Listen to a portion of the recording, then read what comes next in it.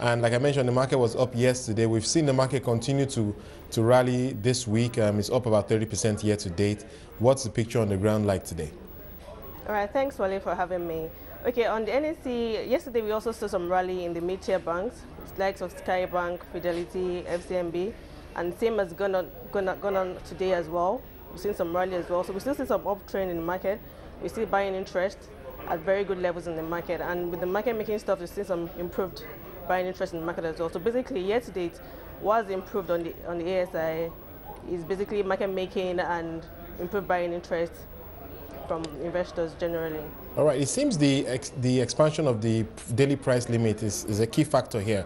Of course, now we can see stocks gaining as much as almost 10%. Yesterday we saw Dangote Sugar, Sterling Bank gaining almost 10%. It seems this, to me, has added a new dimension to the rally. What are your thoughts on the importance of the expansion of the price limit? Well, specifically speaking to the 10% ban limit, it's brought a lot of interest, as it were. We've seen so many investors really, it has piqued their interest, so to say, actually. We've seen people really wanting to participate in the activities. People are coming back to see what's happening, and people are willing to participate. And we've seen, ordinarily before now, we'll see short-term investors, but now they are willing to go on long-term and say that they can see good capital appreciation on their investments. So basically with the 10%, improved activities, yes, and better appreciation on stocks, yes. You said we're seeing sector stocks. Okay, you mentioned that we're seeing a lot more interest, and I want to get a perspective from the retail investors as well. How is that changing? Of course, we know that they've been on the sidelines for most of the last 2 years. Are you seeing a difference there from where you sit? In trickles, yes. We have seen a lot of interest of recent from the retail investors, though not massively, but their interest is definitely picked and they're willing to come back. And where do you see them focusing their interest? Is it more in the market-making stocks? Because I know a lot of retail investors are they're kind of like speculators.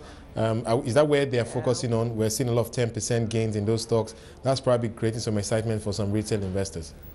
Yes, okay, market-making stocks, yes, but likewise, some of the consumer sector stocks as well, and banking stocks. But market-making stocks has actually piqued their interest. They're willing to see what the effect of the 10% ban limit and the effect of the market makers will be, and they're willing to participate. They don't want to be left out, so they're willing to participate at those levels. What about the stockbrokers, Olayele? Are we seeing them coming to the fore as well? I know that a lot of them are still struggling under the pressure of the major losses they had between 2009 and 2011. Yeah, the margin, yes, and the downturn in the market. Okay, for the brokers, well, I would say before now we'd see like 20, 30 brokers on the floor, but now we'll see 90 and above, people willing. And we know we also have remote traders, so you can't really judge by saying people coming to the floor, but definitely more interest, and people are willing to sensitize their clients as well to come back to the market. So definitely improved activities and improved interest from the other brokers as well. On our channel today, we are focusing a lot on small businesses, and I want to get your perspective on what we're seeing on the stock exchange in that respect. I know clearly there are a lot of small to medium cap stocks right now, largely because many stocks are trading on distressed valuations at this time. But the companies that you will classify as SMEs, small companies that haven't been around for too long, what kind of activity are you seeing in that front? Okay, at the moment, not so much activity in those stocks. Those stocks that are trading, well, not in large volumes, in small bits.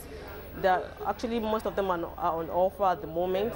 But any small positive news could trigger interest in those stocks. So they are there, people willing to sell, but no willing buyer at the moment. But not much activity in those stocks.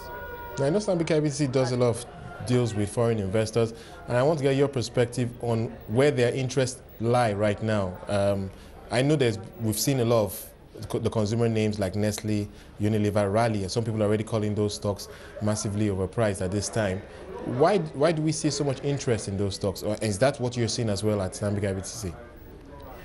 Well, at Stanbic IBTC, it's not about the foreign investors following Stanbic IBTC's research, but basically foreign investors generally have their own valuations and will go by their own analysis. So, as we've seen, since the introduction of the LII index, it's been on the uptrend, and most of the content of that basket are basically consumer goods stocks. So basically that could be one of the pointers why we've seen so much interest in the consumer sector and why most of those stocks are seemingly looking overvalued at the moment. Basically, we just have to review our valuations, but basically foreign investors, they will rely on their own analysis and their own research. And I think at these prices and at these levels, stocks in the market looks very attractive to them. But where are we seeing more demand from where you sit? Is it more the consumer names? Is it the banks? Is it really a mixed grill? Is it fairly balanced in terms of demand? Okay. I think it is going to be a mixture of the banking sector stocks and the consumer sector stocks. All right. Okay, let's talk a bit about where the market can go from here. A lot of people saying 30% is already a lot for 1 year. Today you're saying that we're still seeing some interest in the small to middle, the second tier bank names. Where do you see this market going, say for instance, into next week? I think at the moment the market has gone beyond all the technical analysis that could be there. It's really on the uptrend, and we've seen so many introductions of new products in the market, so we are expecting more interest and more investor confidence in the market as well.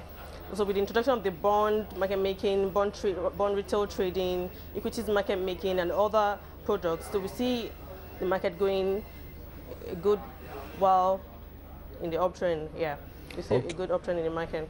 All right, Olayele, I want to get your views on perhaps the best ideas right now. Your thoughts on which stocks investors should be looking at. If we're looking to end the year very sweetly, we've seen the market do 30% already. Which stocks do you think are likely to outperform?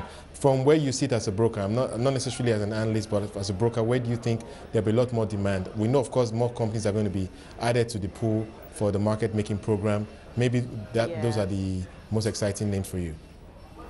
Okay, well, the banking sector stocks has always been the most active and has the most liquid stocks, most liquid in all the stocks. So basically, we see more interest in banking sector stocks, and it's more liquid, and you don't have you have liquidity, and you have an exit strategy for the banking sector stocks, basically. So we'll see more interest in banking sector stocks. Like I mentioned, the market making initiative, of course, has been key to this rally. My understanding is that we will continue to see more companies added every 2 weeks. Should we expect another set of companies being added to the program next week?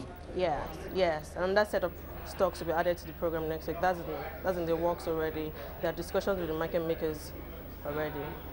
All right, I know that the Chartered Institute of Stockbrokers are having a conference today. I think some of the points that will be discussed will be, like you mentioned earlier, bond trading on the NSE. Yeah. Clearly, the OTC market is where bonds are traded these days. But do you anticipate a major change in the dynamics there? Do you think that we're on the right track to getting bonds actively traded on the NSE? Yeah, definitely on the right track. At the moment, bonds being traded on the OTC, there's a little of transparency in that market. So being traded on the exchange will give a lot of transparency, price transparency as well, and it will also reduce the risk of default risk as well. Default risk will be reduced. So on the exchange, it will definitely increase participation. People will be more aware of what's going on, and they'll be willing to participate, other than an OTC where it could be very subjective. And exchange will give an objective and to also drive volumes. So exchange will just be a platform for you to drive volumes as well. And for retail investors that they don't have the large capital to invest in the OTC markets, will have the opportunity to do that on the exchange.